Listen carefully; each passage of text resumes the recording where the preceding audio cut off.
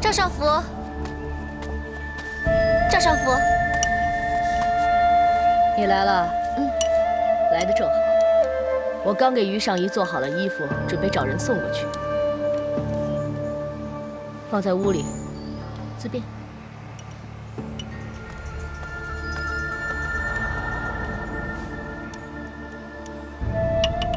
赵少福，什么事还让你亲自出马？这些事情不都应该是宫女做的吗？皇上要宫中的画师显奎为皇后娘娘画一幅五彩祥云图，所以叫人来找我们给她配点颜料。他门路倒是真多啊！宫中最好的颜料呢，就属上福局了。也知道最懂颜料的就是赵少福您了。别耍嘴皮子，显奎要为皇上画画，我才勉为其难帮忙的。啊？你有嘴滑舌的，是不是有什么麻烦事找我？不敢不敢，您这么忙，我哪敢麻烦您呢？行了，知道就好了。去，一边去，别在这儿碍事儿。哎，这些是最上乘的颜料，都是宫里头百里挑一的。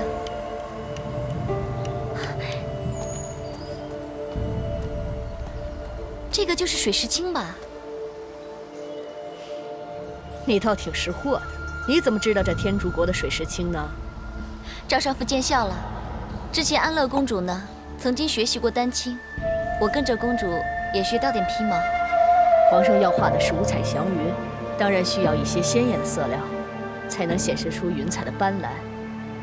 无论任何一种颜色，只要加进去水石青，都会在夜晚发光。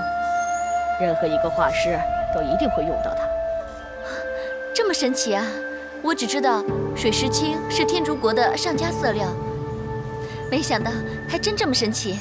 当然了，要不是这么珍贵的东西，用得着我亲自动手吗？哼，好了，我要把这些东西送去给显奎了。那我进去拿衣服了。去吧。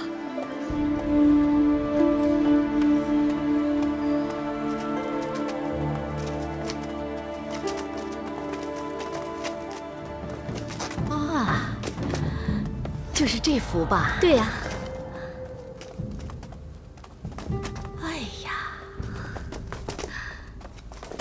哇，显奎的画工已经到了炉火纯青的境界。哎呀，太美了！只见运笔笔走龙蛇一条线，选笔五彩祥云仙界线，收笔画龙点睛何惧飞呀！女儿啊，那你说这儿为什么会闪闪发光呢？那是因为加了一些从天竺国来的色料水石青，所以就会闪闪发光。哦，原来是这样啊！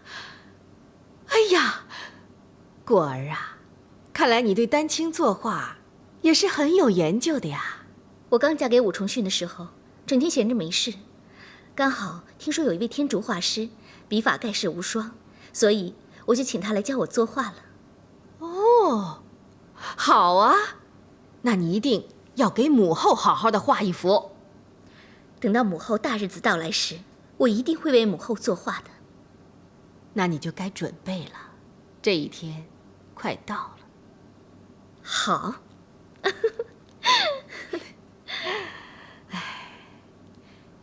你们俩要好好的在这儿守着，不能出事啊。是。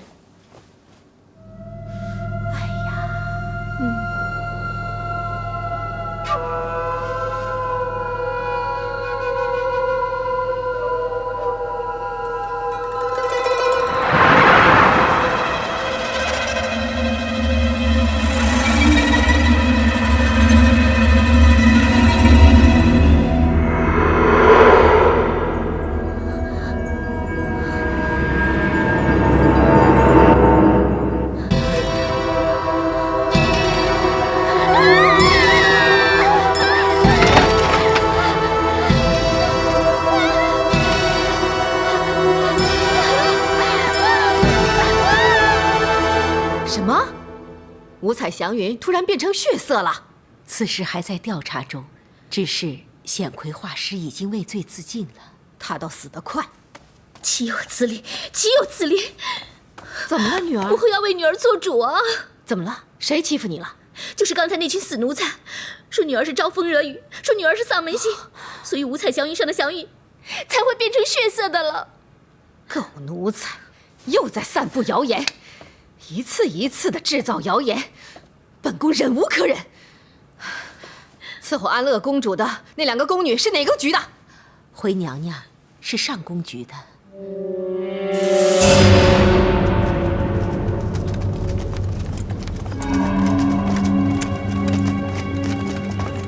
奴婢恭迎皇后娘娘。免了。谢皇后娘娘。负责看守五彩祥云图的2个宫女在哪儿？奴婢在。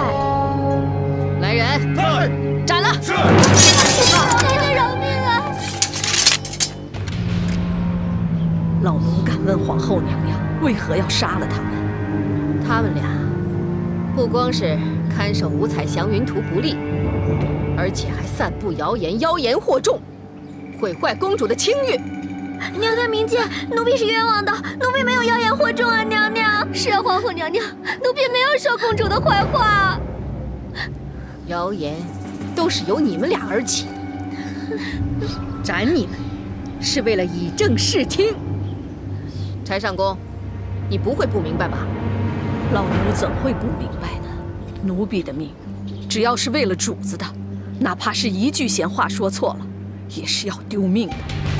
明白就好。老奴在宫里50多个年头了，是看着王皇后、萧淑妃的起落，也看着武才人变成了武皇后，但最终还不是一抔黄土。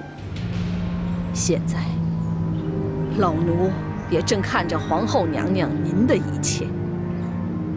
我们这些当宫女的，虽说是衣食无忧，却也变化无常。有可能今朝趾高气扬，而他日就仰人鼻息，就如同这树上的蝉一般，夏生秋死。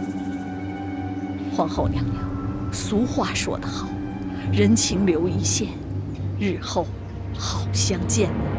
柴上宫，如果皇后娘娘一定要怪罪的话，那就怪老奴好了。看来，唯有老奴一死，才能答谢皇后娘娘的隆恩。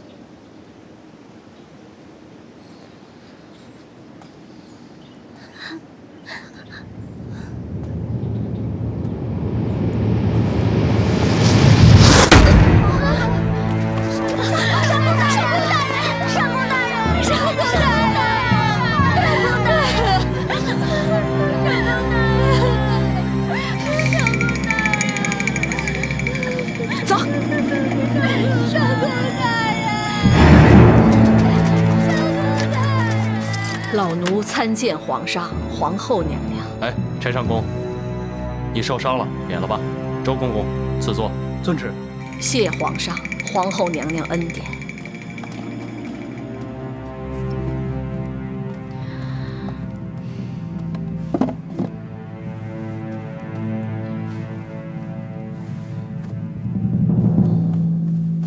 太医怎么说的？回皇上，太医说，老奴还能多伺候皇上一段时间。柴上宫，本宫没记错的话，你15岁就进宫了。是，这屈指算来，我进宫也快有50多年了。哦，哎呀，那这么多年来，你有没有好好的休息过呀？上宫里的大事小事都要老奴来处理，所以不曾想过休息，除非是老奴得了重病，例如长安2年，我得了。柴上宫，那要是这样的话，让人知道了，岂不是陷皇上于不义呀？皇后何出此言？柴上宫，你的姐姐是几位先皇的乳娘，先皇曾经有话，说姓柴的有功于我们皇家，所以就让你当了上宫。先皇的本意是让你有份邮差可以拿取俸禄，可现在你还在宫里干活，这样一来，先皇泉下有知，岂不是要怪罪皇上没好好照顾你啊？皇上，臣妾说的对吗？此话在理。本宫的意思是，为了皇上，也为了你，你还是早日告老还乡吧。回皇后娘娘，先帝的在天之灵定会知道老奴一直留在宫里是老奴自己的意愿，与皇上无关，定不会怪罪皇上的。本宫很想知道，你为什么要坚持留在宫中呢？是觉得这宫里没有人可以取代你呢，还是另有隐衷啊？不妨直言。老奴没有半点隐衷，我只是想多伺候皇上几年，不负皇上对老奴的一片恩情。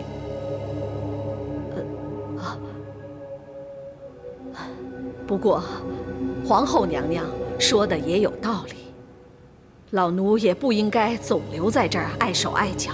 请放心，我会为皇上选一个合适的人做上宫，继续伺候皇上和皇后娘娘。这你就不用操心了，人选嘛，皇上和本宫自会决定的。回禀皇后娘娘，选继任人是现任上宫的职责，老奴不敢失职，还望皇后娘娘明白。规矩是人定的，但是如果没有什么特殊的理由就改变，岂不是圆不成圆，方不成方？如果从娘娘这儿乱了规矩，今后如何服众？好，那人就由你来定。只是你早日退下就好了。老奴知道。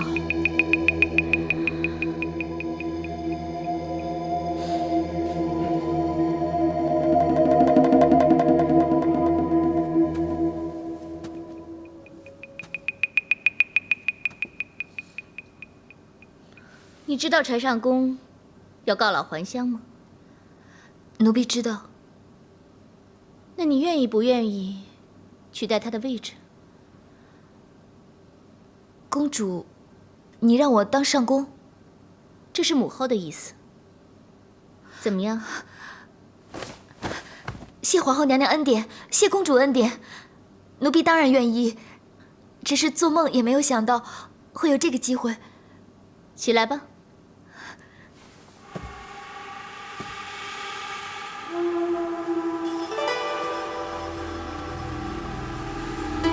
如果你当了上宫，可一定不能辜负母后对你的希望。奴婢一定会报答娘娘还有公主的提携。你可要记住你所说的话。奴婢片刻不敢忘记。公主，奴婢可否问公主一个问题？问吧。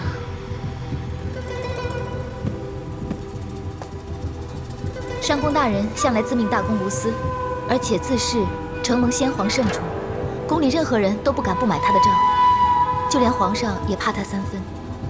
为什么这次由我来继任呢？你先别高兴得太早，柴上宫还没决定谁来继承他的位置，母后也只能帮你取得他的信任。原来是这样。你没有把握吗？有了公主还有娘娘的提携，我当然有把握。母后要你当这个上宫，是有她的原因的。最近宫中很多谣言都出自那些贱婢的嘴。6局女官又以柴上宫年高德少，失望所归，所以上宫局亦俨然成为6局之首。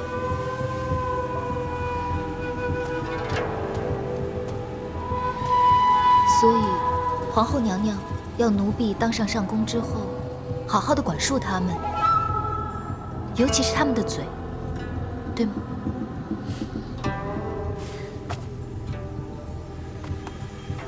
你果然是聪明。所以，无论如何，我不管你用什么方法，一定要得到上宫这个位置，不要让母后失望。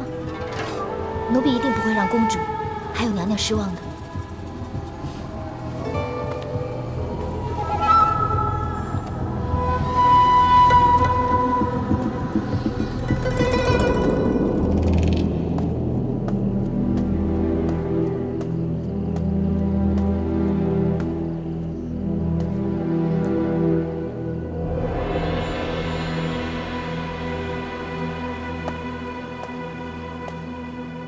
奴婢孟凡叩见郡王爷。这次要你暗中把紫红天添加到水石清里，使五彩祥云图变色，才打乱了安乐公主的如意算盘，杀了皇后的妻言。实在是辛苦你，让你冒险了。既然当初我愿意跟你同坐一条船，现在不管做什么，我都无怨无悔。只可惜，连累了柴上宫。我也没有想到，皇后竟然会迁怒于上宫局，硬是把柴上宫给拉了下来，让他做了替罪羊。皇后要的不是替罪羊，而是上宫之位。她是知道宫女们之间互有往来，消息灵通。她是想把各宫的宫女们变成她的耳目，所以皇后娘娘才会这么看重这个上宫的位置。照你所说，如果这次让皇后如愿所偿，恐怕我们以后要对付她就会变得更加困难了。宫中6局，犹如朝中6部，数万宫女，岂能是容易控制的？我绝对不会让这个上宫之位落入她的手中。难道你想争夺上宫之位？这是我们宫女的城墙，岂能让人任意践踏？何况安乐公主视我们宫女如眼中刺，所以她一定会让她的心腹坐上这个上宫之位。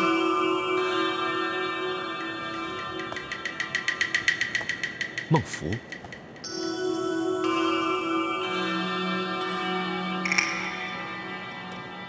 小妇最希望的，就是跟上官婉儿一样，由一个微不足道的宫女，变成一个举足轻重的女官。这样一个大好机会，她一定不会放过。看来如今要想阻止他们的野心，就绝对不可以让孟福坐上上宫之位。要让她有回头的机会，也只有如此。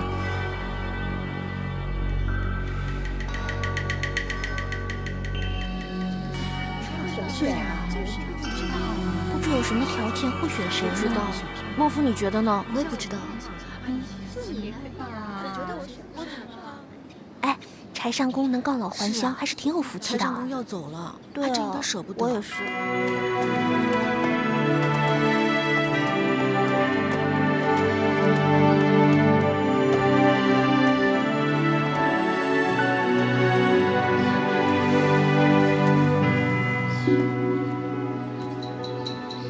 大家应该都知道，皇上体恤上宫年事已高，特准上宫告老还乡。但是上宫局不可一日无主，所以上宫准备在众宫女之中，挑选一位德才兼备、古道热肠的宫女来接任上宫之位。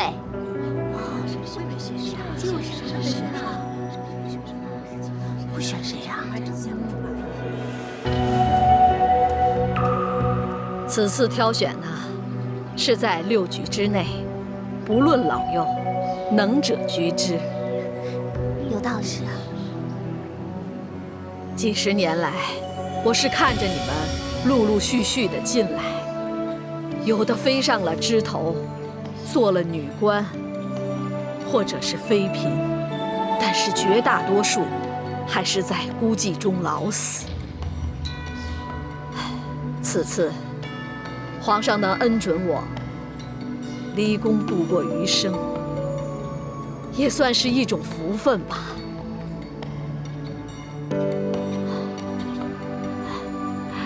当然了，你们还年轻，还想着往上爬的美好，自然也就不能理解我的这种福分了。此次挑选，就是让你们猜一猜，这个盒子里放着一件什么重要的东西？根本看不见里面的东西嘛，怎么可能猜得着啊？对啊是啊，说的对。这个盒子也不小，可以往里面放的东西多着呢，这可让我们怎么猜啊？上宫大人，既然要让我们猜，不如给我们一点头绪吧。对呀，对呀，是啊，我们说一下吧。好，好，好，那我呢，就再给你们提示一点，这个盒子里放着的，那就是我们上宫局里最重要的一样东西。什么呀？好了好了，肃静，我会给你们时间考虑的。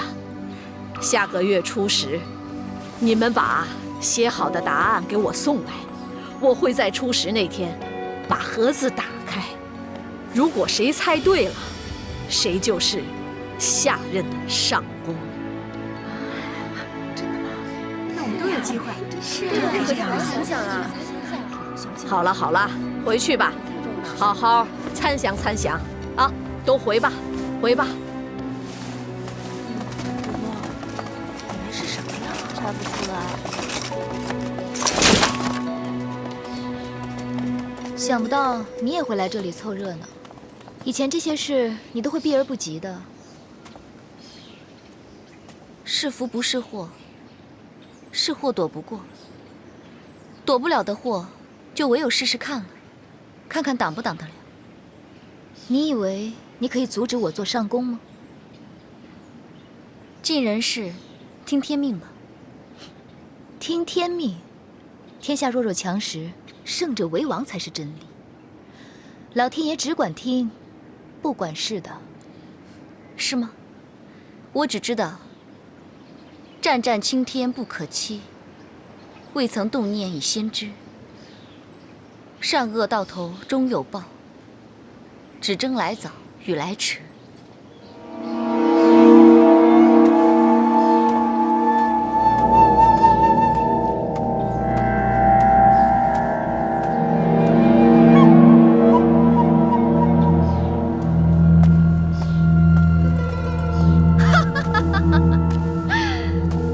你终于说出心里话了。没错，世间善恶根本就是由人定出来，与老天爷无关。奴婢最讨厌的就是那些常以君子自居的人。说得好，不管是哪个朝代的开国君主，都是从别人的手中把江山夺过来的。什么才是天命？谁能稳坐在这个宝座上，谁就是天命。公主所言甚是。这一仗，你胜算如何？奴婢不知道，也不需要知道。我只知道这场仗我一定要打赢，因为这是决定奴婢命运最重要的时刻。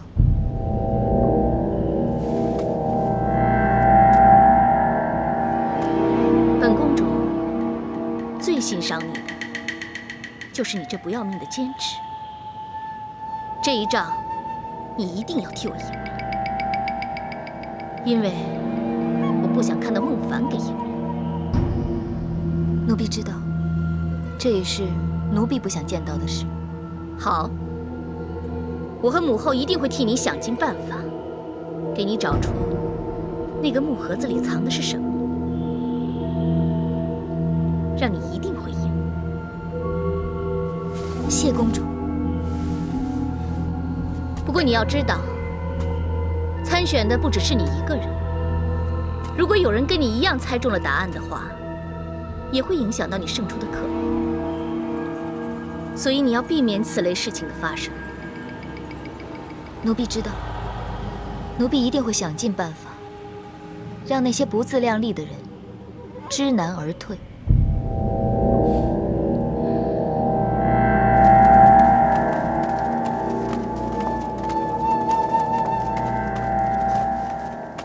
我觉得谁当都好啊，只要对我们好就行。这在宫里早就已经传开了，我也听说过。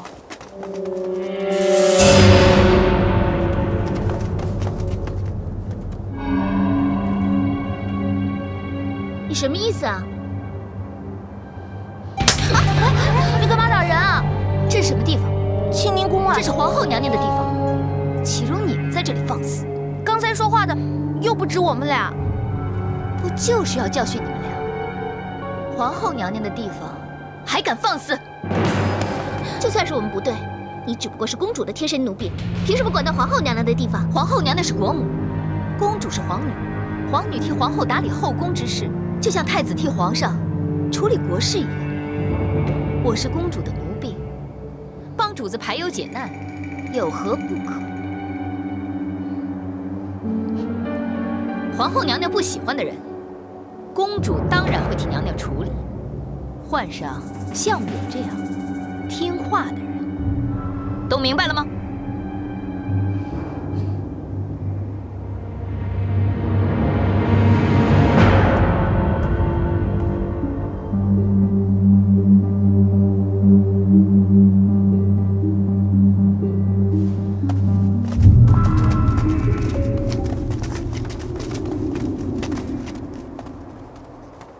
做人要懂得分寸，就算是六局女官，不听话也得卷铺盖走人。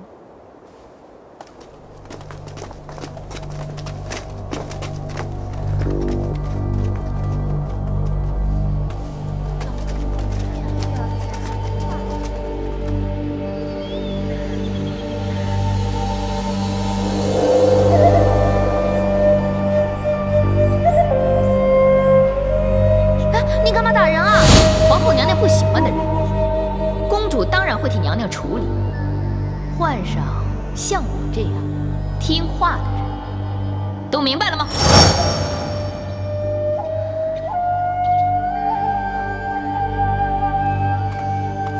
孟凡姐，你刚刚怎么不说话呀？就算她是你妹妹，我也看不惯她那么嚣张的气焰。对呀，娘娘不喜欢的人，不就是说柴上宫吗？公主会替娘娘安排跟她一样听话的人，这分明就是想让她来当上宫嘛。如果真是这样，我们还来参加比赛干嘛？不如趁早退出好了。就是，柴上宫最看重的就是上宫局，最疼的就是我们这些宫女。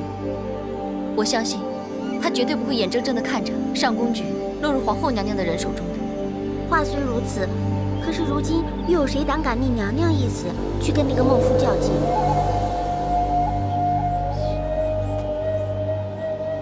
就算最后只剩我一个人，我也绝对不会让她得到上宫之位。好，孟凡姐，就算我们不参加比赛，也要帮孟凡姐赢得这一仗。陈上宫说，那盒子里放着的是上宫局里一样贵重的东西。上宫局呢是掌管宫中名录的，我猜可能是名录。名录又怎算贵重啊？上宫局还掌管宫中门阁管药，我猜啊，应该是管药。不，宫中管药随时都可能用得上，如果放进了盒子里，那用的时候该怎么办啊？哎呀，我们这样乱猜乱想也不是个办法呀。这上宫局里的东西多了去了，我们又不知道哪些才是珍贵的东西。哎，这最好的办法就是去跟那里头的人打听打听。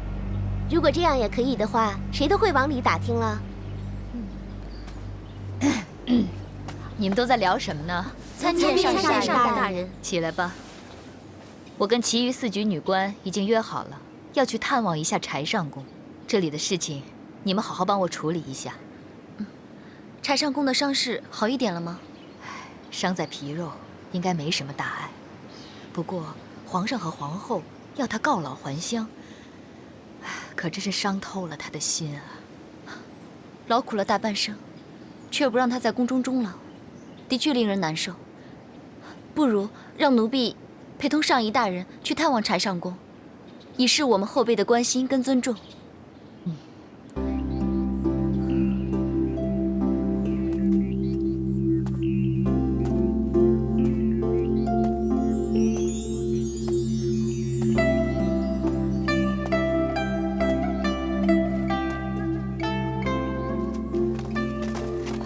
柴上公，柴上公，哎呀，柴上公你这是在做什么？受了伤就应该休息嘛。你们都来了？是啊，我们都来看望您呢。吓我一跳！你们这一块儿都来，我还以为宫里发生什么大事儿了呢。来来来，坐坐坐啊！好。柴上公，你的伤好点了吗？一天比一天好。每次一撒谎啊，你眼珠子就往上翻。太医呀，已经把你的伤势都告诉我们了。你呀，就是一头牛，只懂得耕耘。哎呀，我这头牛啊，也不中用了，很快就会变成游手好闲、对社稷没有贡献的废人了。哎呀，柴上公，这是每个人都必经的阶段，我们几个很快就会步你的后尘了。其实啊，这也不见得就是一件坏事。这样，我们就可以实行当年大家的约定了。什么约定啊？你忘了，当年我们不是约定好了吗？等到我们出宫以后啊，我们一起到江南去游玩的嘛。对对对，是啊，那都是10几年前的往事了。不知不觉，我们在宫里头啊，差不多待了大半辈子了。我还记得，当年很喜欢江南的胭脂水粉，说到了江南一定去买的。他当年偷偷跟我说江南有一个算命的先生特别灵验，有空去算一下，看看有没有机会当上嫔妃。事到如今，这就不用补了。哎，不，说不定等你出宫之后还有机会呢。哎呀，当年啊，好像咱们也这样约定过。是啊，那都是我们初进宫时候的事儿了。柴上公，这眼前最重要的是把身体养好。我在圆佛寺帮你求了一个平安符。哎呀，这是我的。哎，我也在空山寺帮你请了一个还有我的平安符。谢谢各位啊，谢谢。这倒是不用了，不过呀，你得好好的报答我们的好意哦。是啊，你得赶快好起来，别让我们几个继续担心你啊。就是啊，老身呐，一定尽快好起来，不再让你们担心了啊！好，好，哎呀，喝茶，喝茶。哎，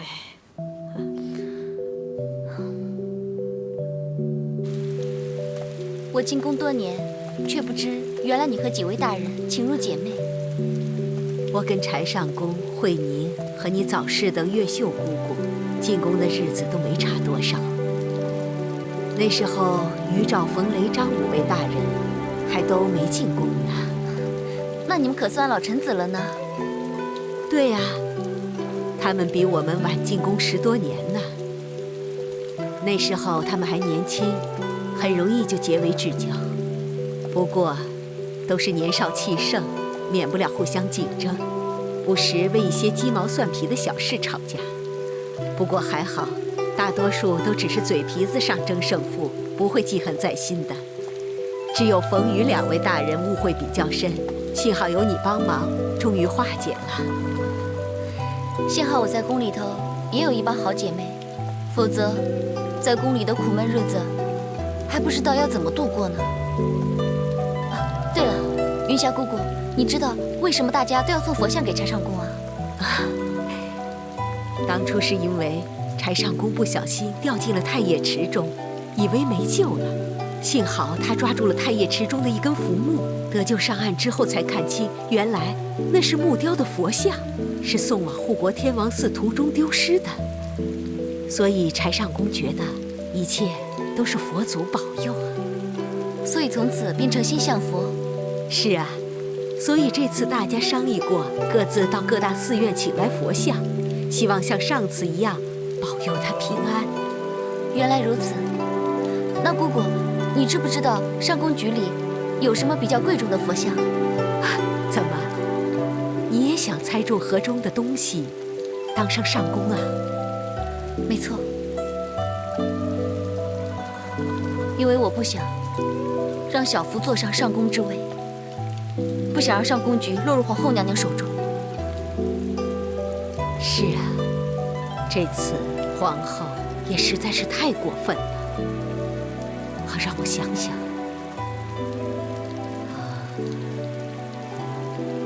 哎，我依稀记得有一尊佛像，是太上皇登基没多久的时候赐给柴上宫的，但是一尊什么佛像，我却记不起来了。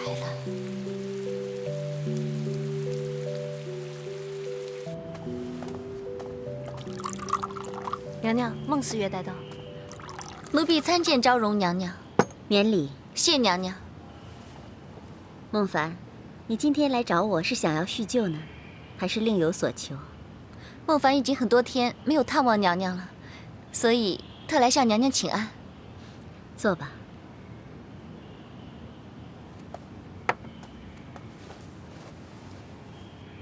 那么久没来，突然到访，应该是有所求吧？娘娘还是一样冰雪聪明，真是什么都瞒不过你。只是你不想瞒本宫罢了。说吧。敢问娘娘，太上皇刚登基时，有没有送过一尊佛像给柴上宫？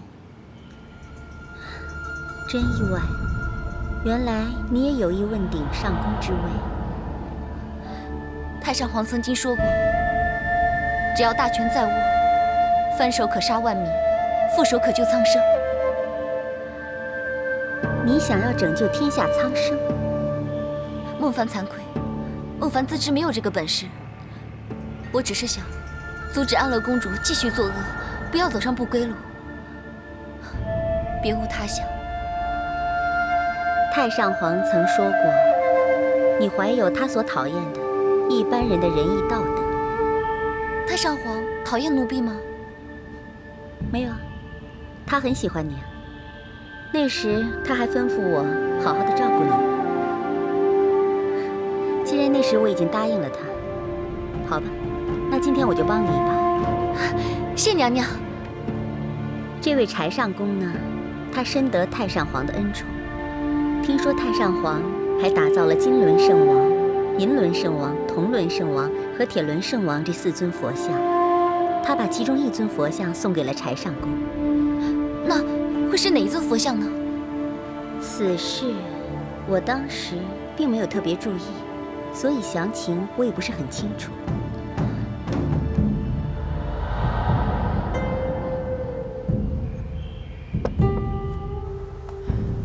我已经派人问过杜公公，当年太上皇假借伪经大云经，说自己是菩萨，为了解救众生，下凡当人间君主，做转轮圣王。登基之初，曾经命令工匠分别铸造了4尊金银铜铁转轮圣王像。那么杜公公他知道太上皇把哪一尊佛像赐给柴上宫了吗？我不知道。杜公公说，他当年只看到了金银铜3尊圣王像，而铁圣王像却从来没有见过。这么说来，太上皇一早便把那尊佛像赐给了柴上宫。那么木盒里装的应该是铁轮圣王像了。我也这样认为。奴婢知道了，奴婢这就回去准备。孟凡，万事小心。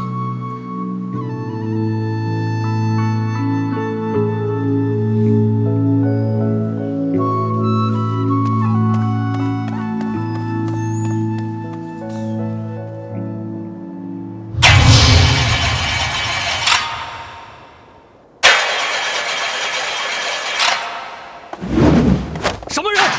过追！是。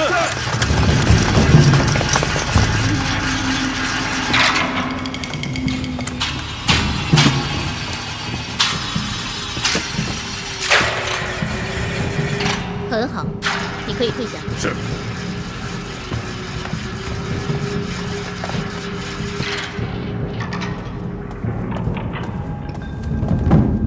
奴奴婢参见公主。免礼，孟福。本宫已经给你查出来，木盒子里面装的是什么了。真的吗？那是什么？是一尊黝黑的铁轮圣王像。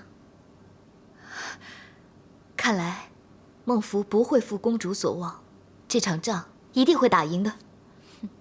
相信这一次，终于可以让孟凡输得一败涂地了。好了，离出师还有10几天时间，你就用这段日子，好好的准备一下，做你的上宫吧。是。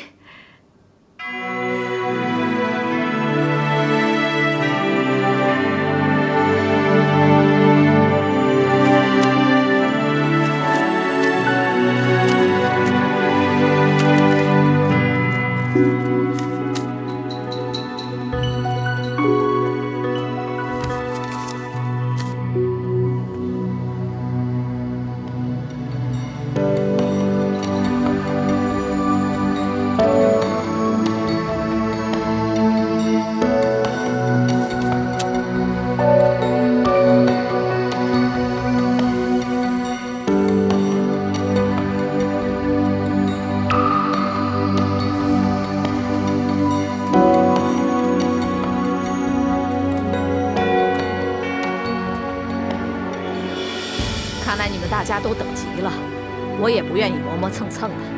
现在，我就把答案告诉你们，把盒子抬上来。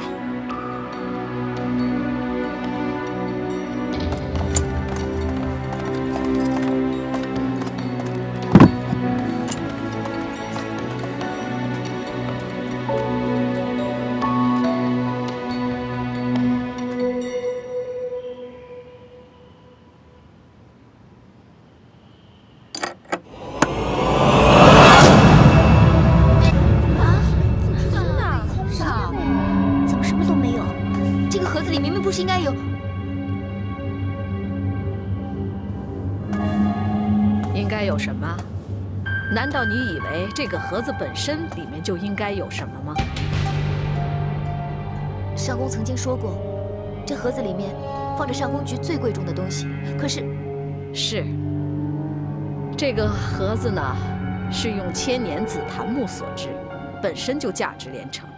一直用来存放着上宫局里面最贵重的物品，所以这个盒子的本身就是上宫局里最贵重的东西。既然是最贵重的东西，那现场有人猜中吗？如果没有的话，就应该重新比赛。当然有。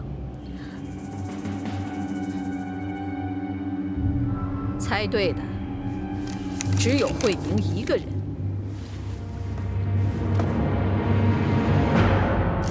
好了，比赛已经结束，我会禀奏皇上，下旨确定以后，慧宁就会接任上宫之位。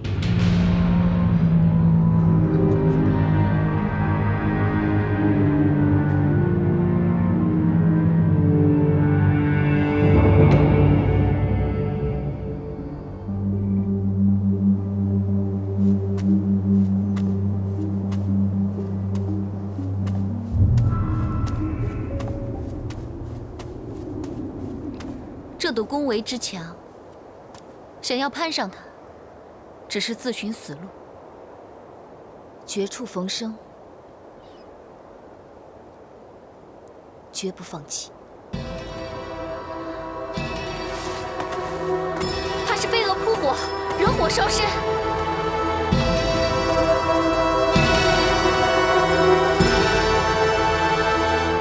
怎么样啊，皇后娘娘？好，好，好，真行啊！慧宁啊，本宫真没想到你对这个上宫局的位置感兴趣，还出奇制胜并成功得手。慧宁果然是老谋深算呢。我和母后都被你瞒住了。奴婢没有存心隐瞒皇后娘娘和公主。 今次只是抱着和大家一起闹着玩的心态，想猜猜木盒里藏的是什么。哎，年纪大了，脑袋不灵光，就随便写上罢了。好了好了，只要是我的人当上了上宫就可以。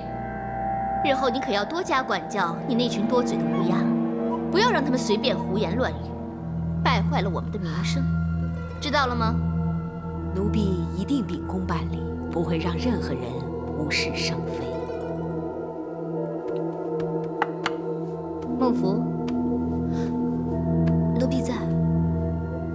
你虽然没有当上上宫，不过也不必失望，继续留在本宫身边，本宫也不会亏待你。公主一向待奴婢很好，奴婢日夜都在想，如何回报公主。只要你们对我们忠心耿耿，本宫以后还会有用得着你的时候。你等着吧，不必为了一次失败而耿耿于怀。多谢皇后娘娘提醒。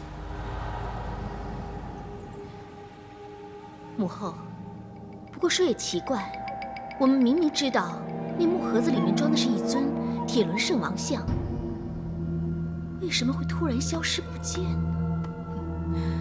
呢？也许人家柴上宫怕有人会去偷看，最后悄悄地把它拿出来了。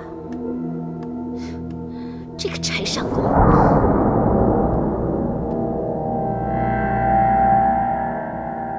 启禀皇上，老奴已经挑好了接替上宫的人选，就是伺候皇后娘娘的慧宁。慧宁，柴上宫，这次真是辛苦你了。紧速把事务交给慧宁，好好回家安享晚年吧。谢皇上，皇后娘娘一直以来对老奴的厚待，老奴为不能继续伺候皇上和皇后娘娘而深感愧疚。这你就不用担心了，宫中伺候的人很多。再说慧宁已经伺候本宫多年，她当上宫，那是不二的人选。你这次选人选得对，我们很满意。柴上宫，另外，朕再赐你黄金100两，大宅1座，以示奖励。谢皇上。平身。慧宁啊，奴婢在。你认为你可以胜任上宫一职吗？奴婢定当竭尽所能，不负皇上和皇后娘娘所望。甚好。众爱卿，今日朕召大家前来，除了选取上宫，还有就是为了册封太子一事。皇上，你要册封太子？朕已经决定册封4子温王李重茂为太子。皇上已经考虑清楚了。其实朕的心意已决，不过还是要听听众位卿家的意见。温王的仁德与善良是人尽皆知的，未来有太子这样的贤君，定然是天下和睦，四海安宁。皇上，不过臣妾认为，这册封太子之事可不能草率呀。是，朕的想法跟皇后是一样的，所以才要听取爱卿们的意见嘛。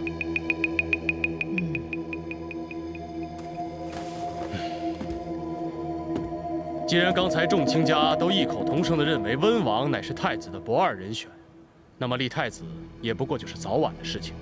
更何况，早一日定下来，可以让重茂知道他将来是任重道远。从今天起，便要加倍奋发。皇上圣明。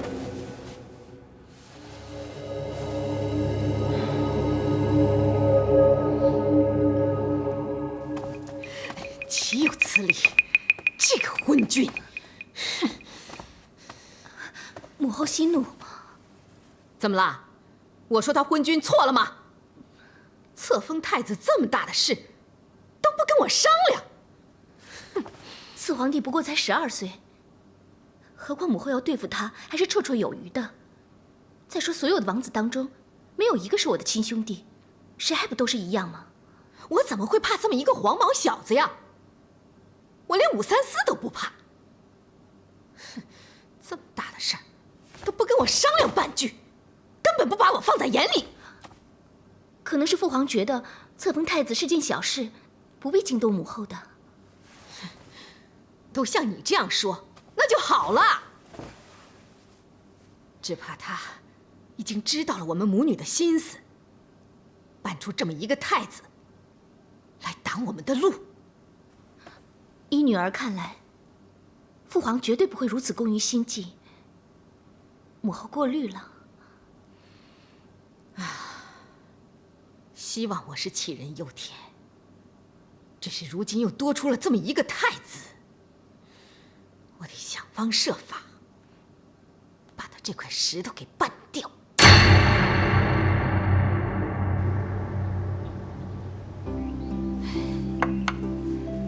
其实，如果不是你给我透露木盒里的乾坤，我想一定没人能猜得中。你如今已经是上宫了，我呀，不过是平民百姓一个。你永远是我们的上宫。你总是这么会说话，今生啊，能交到你这样的朋友，也算是我的福分了。这些年和你的付出相比，我这又算什么？说心里话，我们绝大多数人都是不想让你走的。其实啊，我也是很眷恋权位，否则也不会想出这么个馊主意来。你知道吗？我当时真希望所有的人都猜不到，这样我才可以赖着不走啊。其实你不走，不是眷恋权位，你是怕有人坏了上宫局，大家以后的日子不好过。现在呀，多亏有你的相助，我这样才走得安心呐。姐姐看你说的，我都奇怪了，你怎么也想当上宫啊？其实你要想当年也是有机会的，可是你却选择了跟随当年已经被贬的皇上，一起流放到房州受苦。哎呀，我真是佩服你啊！你这人最讲义气。这都是过去的事了，你就不用再说了。那你告诉我，你为什么想当上宫啊？看我这大半辈子都被人指指点点的，我也想在有生之年翻过来指责别人，破口大骂，不是？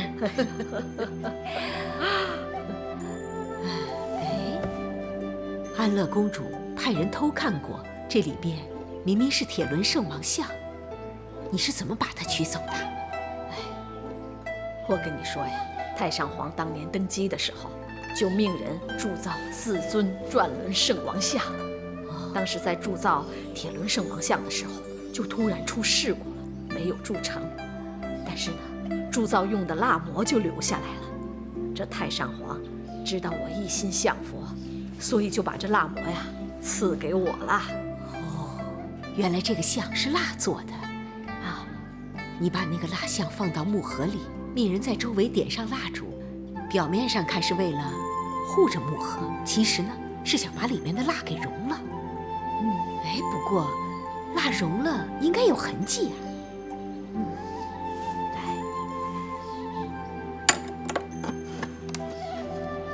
你看盒子底部有3条缝，这蜡一融化，就顺着这3条木纹渗到这个桌子底下。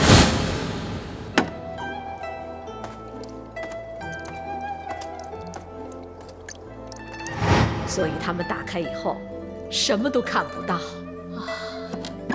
姐姐，你可真是高明啊！这也是没有办法。我知道皇后娘娘是想让孟福做这个上宫，可是你也知道，孟夫这孩子心术不正，我怕她当了上宫以后，会殃及到跟我一起悲欢与共的姐妹。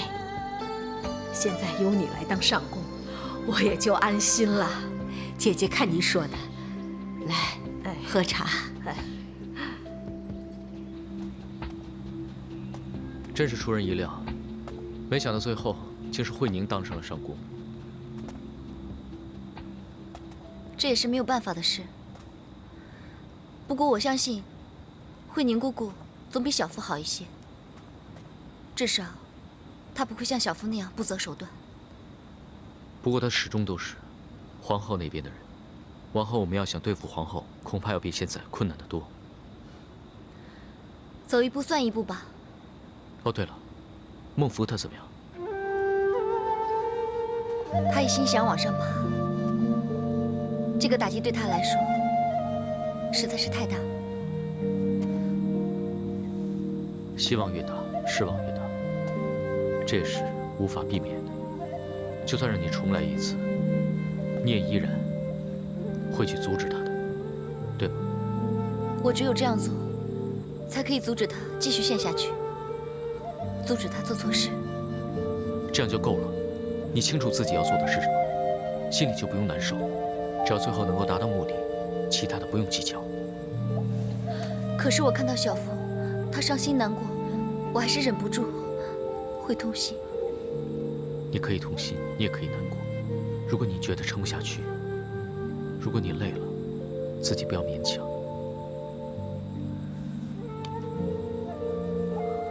如果你真的很难过，你可以告诉我，我会帮你撑下去，陪你一路前行。我不会放弃。事到如今，我只有继续撑下去，才可以挽救小福。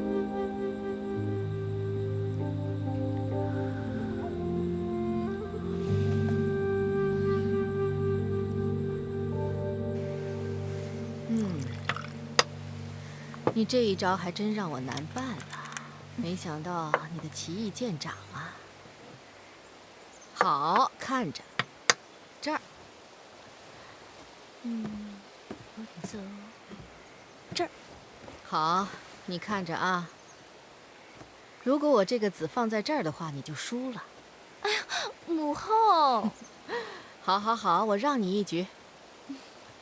哎，这儿。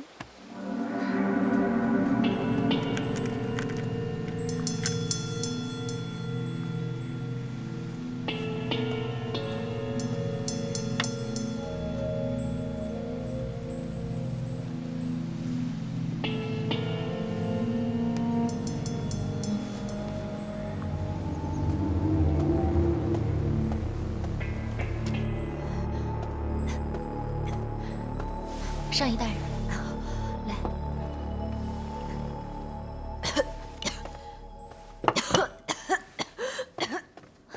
上仪大人，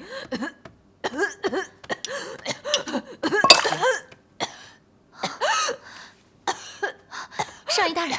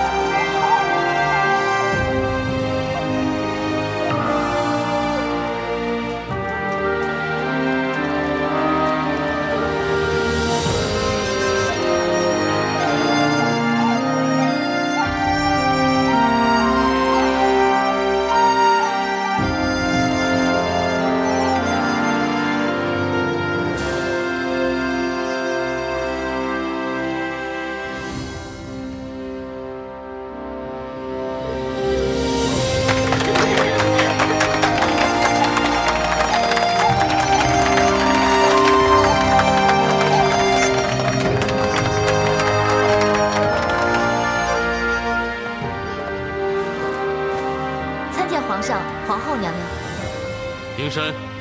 谢皇上。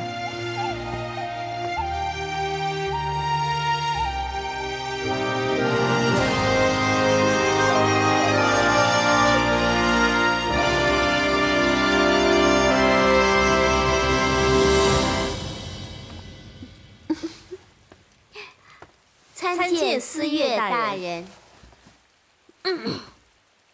你去那边打扫一下，还有你去那边打扫一下，你们都快点儿。小凡姐，小凡姐，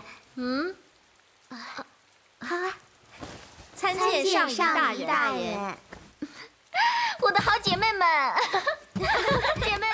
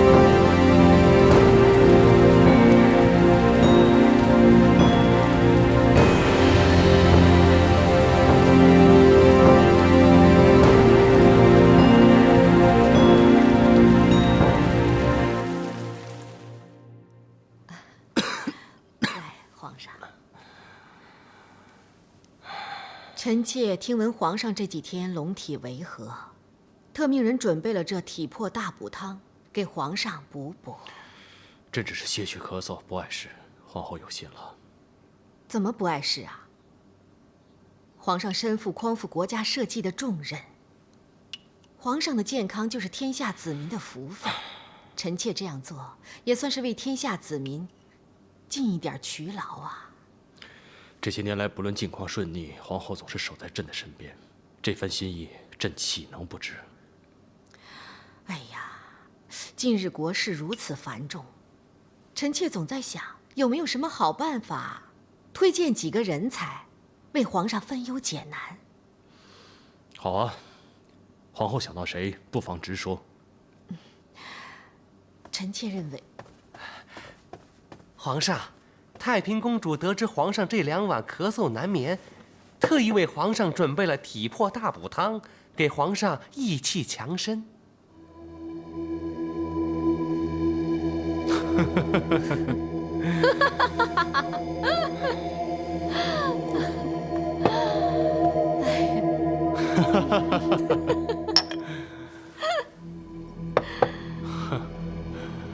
没想到太平跟皇后送来的汤药竟然是一模一样，真是不谋而合呀！太平公主真是消息灵通啊，隐居太平观内，可她对皇上的情况竟然比本宫还要清楚，真是难得呀！哎呀，太平守孝3年，期限将至，过不了多久就可以搬离太平观，返回府地了。这么说，已经是时至3年了。多亏皇后的提醒，朕差点把这事儿给忘了。来啊，在。你去命人准备一下，朕要前往太平观，探望一下太平公主。是。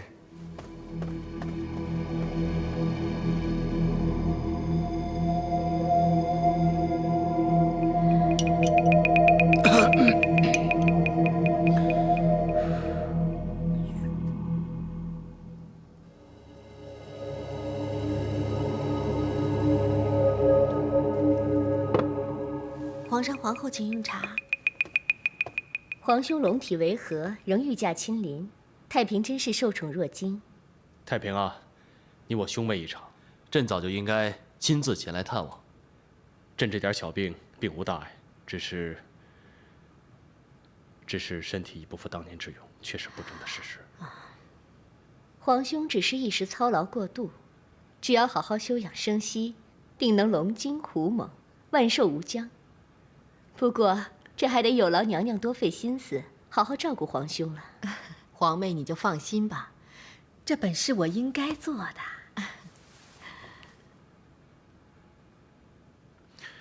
国事繁重，朕实不敢有怠。太平，你守孝3年之期将满，朕真的希望你能回朝助朕一臂之力。皇上，公主已经静居多时，你这个要求是不是会强人所难呢？恐怕太平力有不逮，而且朝中大臣也未必喜欢太平多管闲事。哦，太平公主多谋善断，才中天人。若是你愿回朝为国事出力，大臣们一定大表支持，哪有不喜欢之理？皇后，你说是也不是啊？我看呐，皇上英明。太平的意愿是小，大统的继承是大。不知皇兄有没有想过，尽早立下遗诏，以定天下之心呢？皇妹啊，我看不用急。皇上可是万岁，这遗诏之事啊，不必急于一时。太子已立多时，立下遗诏是顺应天意，并无任何缓急之分。对，皇妹所言甚是，此事是应该要好好安排一下。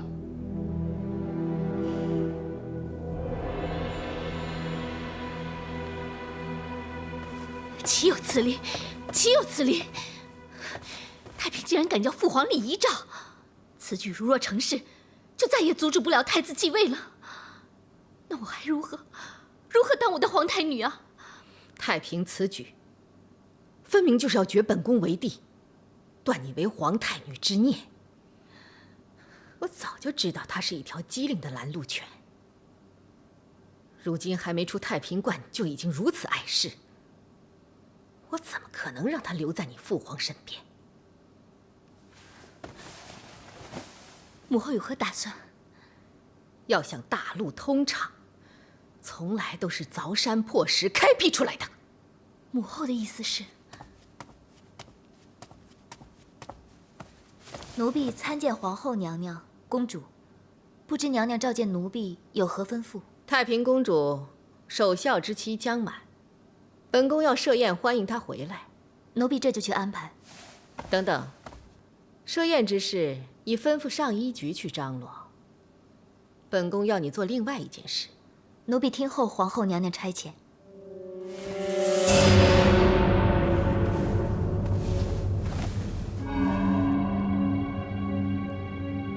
本宫要令太平公主于宴会之后，再也见不到明天的日出。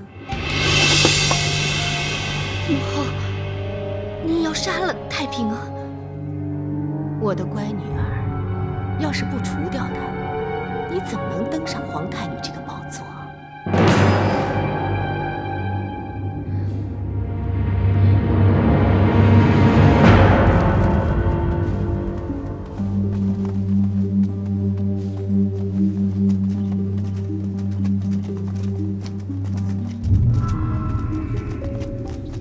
香莲，今早我听其他宫女说，韩舍人抱恙在身，所以她怕不能出席今晚的宴会了。我跟韩府的总管已经确认过了，韩舍人说只要能下床，今晚必定出席。香莲姐，自从你升任4月之后，果然比从前勤快多了，说话也威严多了。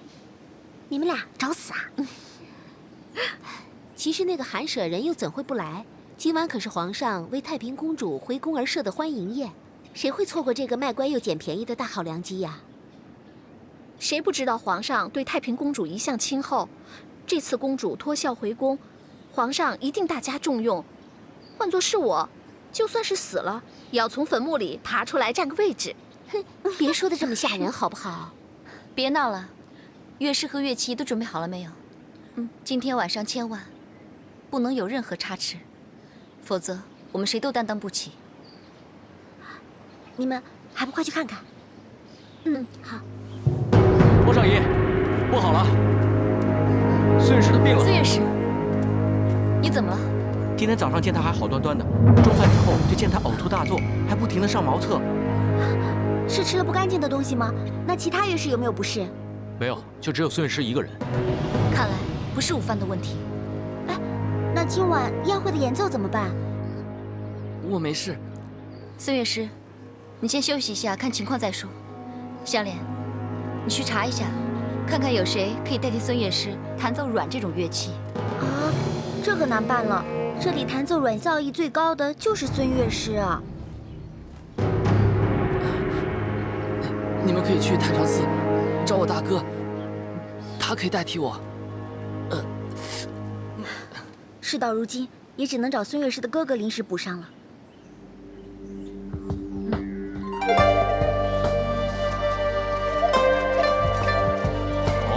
皇妹，你看，甚好。来，啊！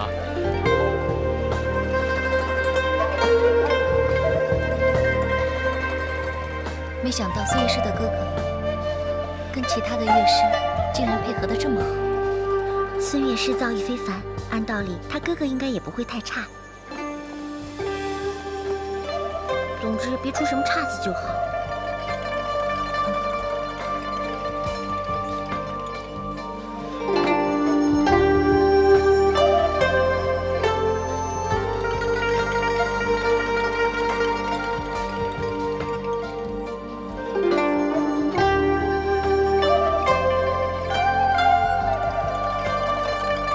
皇上，他们的舞姿多优美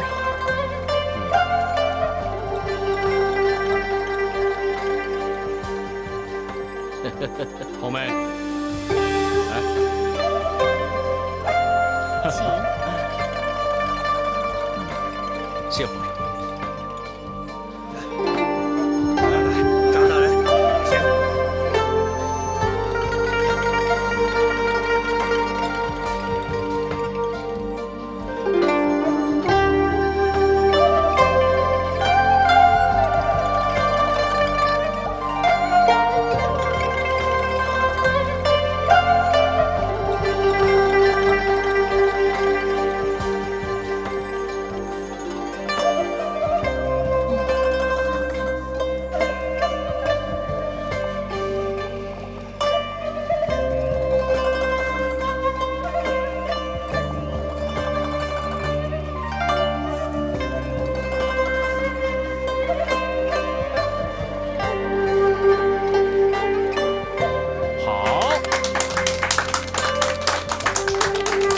舞得甚好，奏得也甚好。恭喜皇上！太平公主为何要恭喜朕呢？只有皇上圣明，国泰民安，才会有如此歌舞升平之象。皇上说，是否值得恭喜啊？太平所言甚是。今日乃是太平脱孝回宫之日，朕看就由太平公主代朕赐赏吧。不如依照往例，每人赐素铅弹，白银100两。你们还不赶紧谢过太平公主啊！谢皇上隆恩，谢公主隆恩。哈哈哈哈哈！下去领赏吧。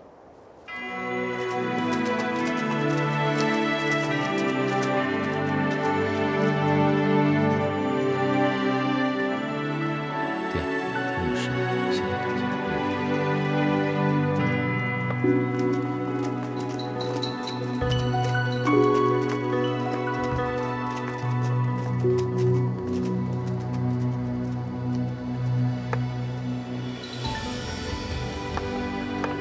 太平啊，这3年来，你为母皇守孝，以一人之力，肩负皇族的重任，真是辛苦你了。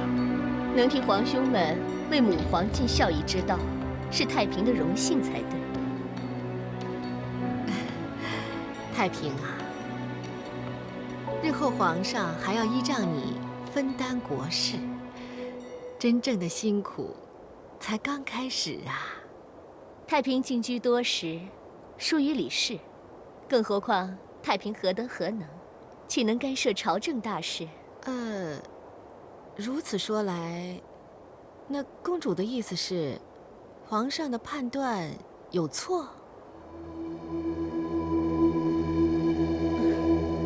皇上和娘娘相知多年，最了解皇上的应该是娘娘才对，不是吗？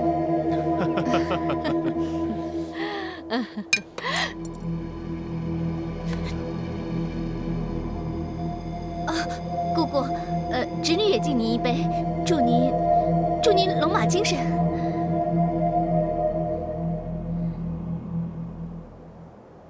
今日并不是太平的寿诞，果儿你这些贺词似乎有些不伦不类吧？皇上，此言差矣。公主今后要辅助皇上，没有个好身体，怎能为皇上分忧呢？是吧，公主？没错，没错。朕自罚一杯。来，啊，听。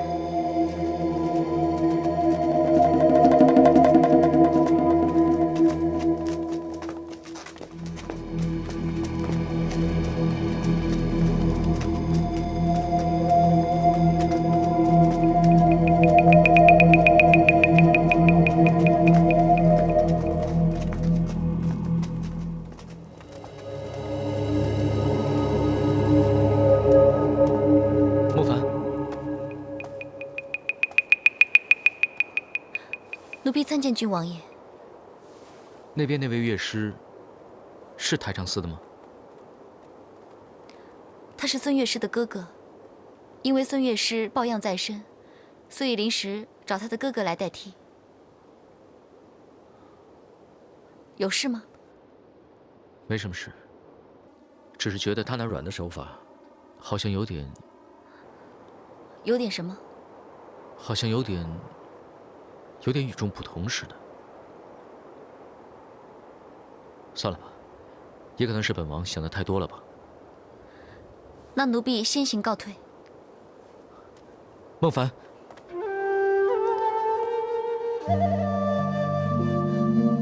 郡王爷有何吩咐？很久没有见到你，最近还好吧？多谢郡王爷关心，奴婢很好。当年你错失了上宫之位，这些年来你日夕努力，有目共睹，终于做到了上懿之位。现在何不稍事休息，好好的放松一下？奴婢不值得郡王爷如此记挂。奴婢的心愿，并非是攀上高位，而是攀上高位之后，可以利用手中的权力，去阻止不该发生的事情发生。其实我知道，你心里记挂的只有你妹妹。你的心愿就是帮孟父走回正路。如果你有什么需要本王做的，本王定会全力相助。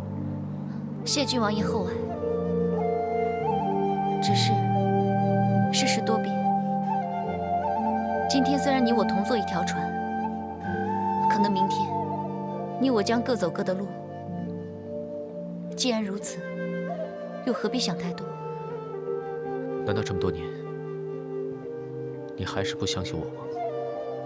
奴婢当然明白郡王爷的浓情厚谊，只是郡王爷从未有过背信弃义吗？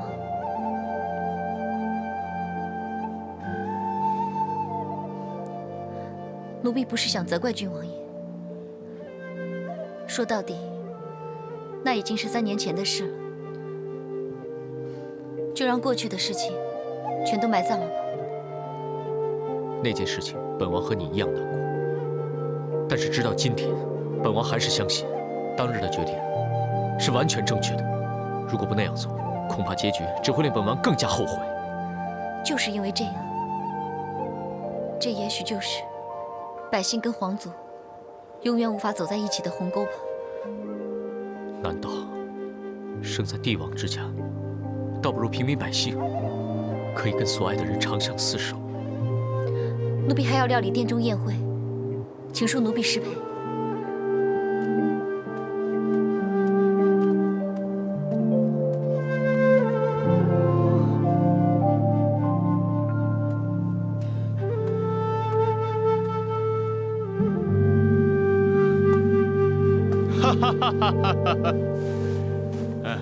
龙吉，来，朕要赏你一杯酒。皇兄耍赖，输了酒令，却把罚酒赏给别人。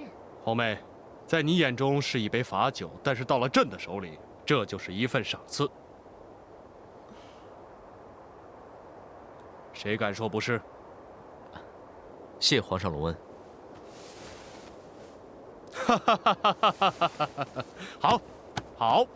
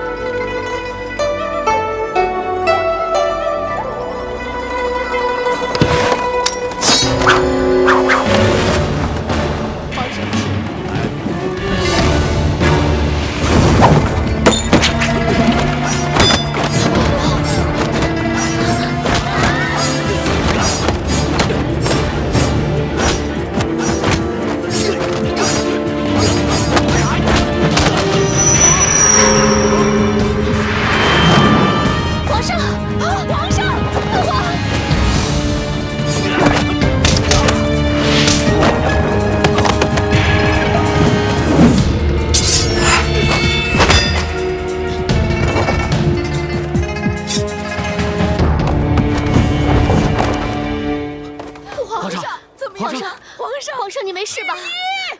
皇上。